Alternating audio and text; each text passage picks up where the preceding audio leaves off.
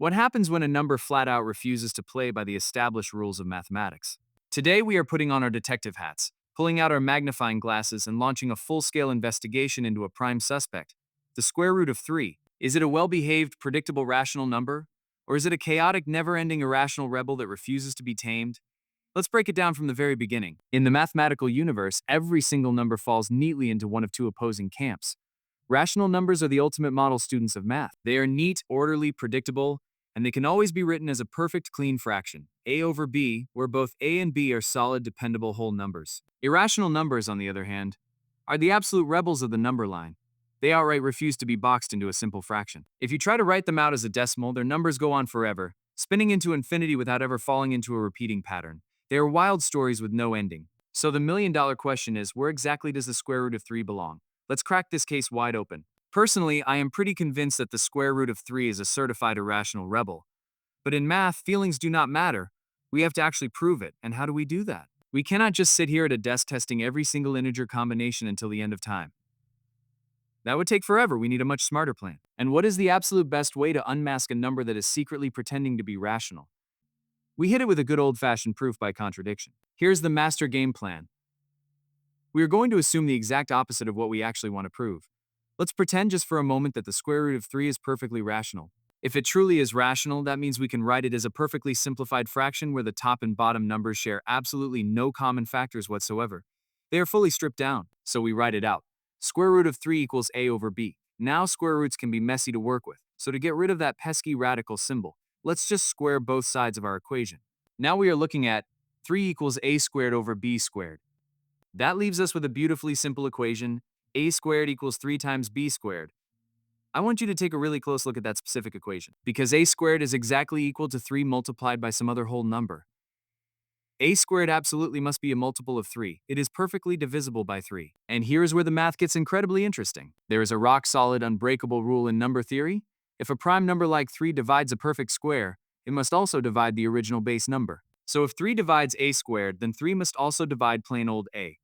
That is a massive clue. That means we can rewrite a as 3 times some brand new mystery integer. Let's call that integer k. So we state that a equals 3k.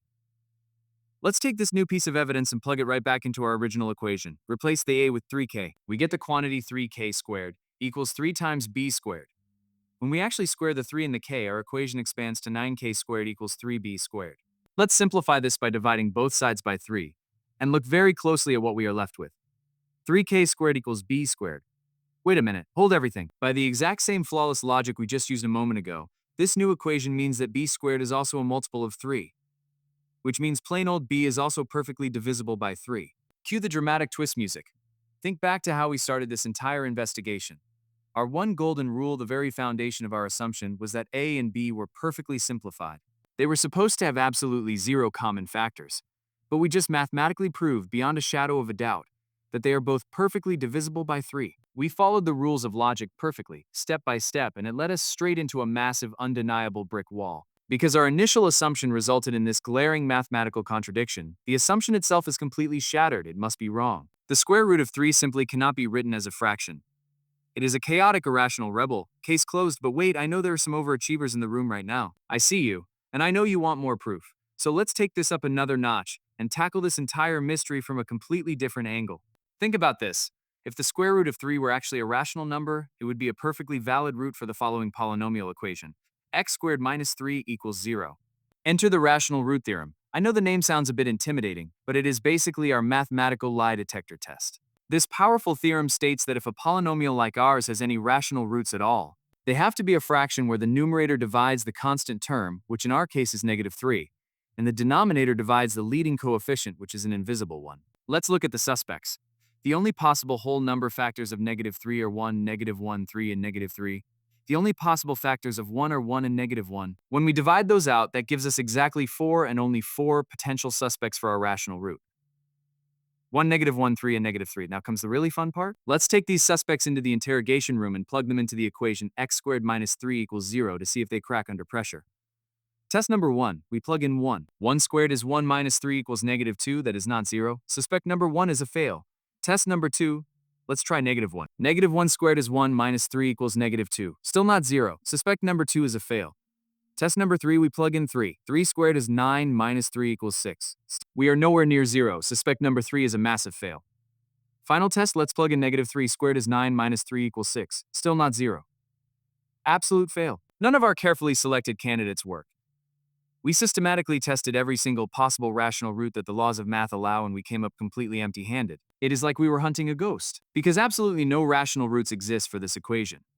The idea that the square root of 3 could ever be rational has been completely definitively debunked. No matter which mathematical path we take, the numbers do not lie. The next time someone tries to ask you if the square root of 3 is rational, you can look them dead in the eye without a single moment of hesitation and say, "Nope," and I can mathematically prove it to you.